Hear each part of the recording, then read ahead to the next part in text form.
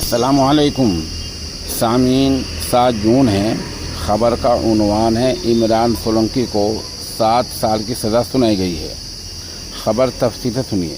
Samajwadi party के member assembly Irfan Solanki को कानपुर की एमपी एमएलए कोर्ट ने 7 साल की सज़ा सुनाई है।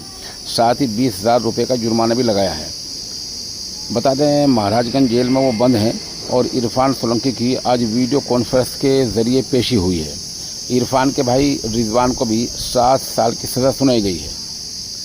अदालत ने जाज मऊ आगजनी मामले में समाजवादी पार्टी के विधायक मेंबर असम्बली इरफान सोलंकी समेत 5 मुलजिमों को 3 जून को कसूरवार करार दिया था।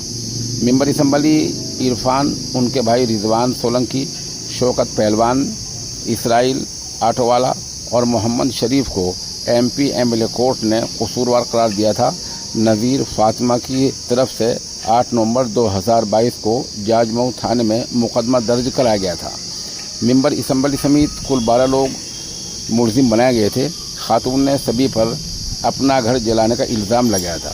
बहरहाल आज इरफान सोलंकी को इसी मामले में 7 साल की सज़ा सुना दी गई है।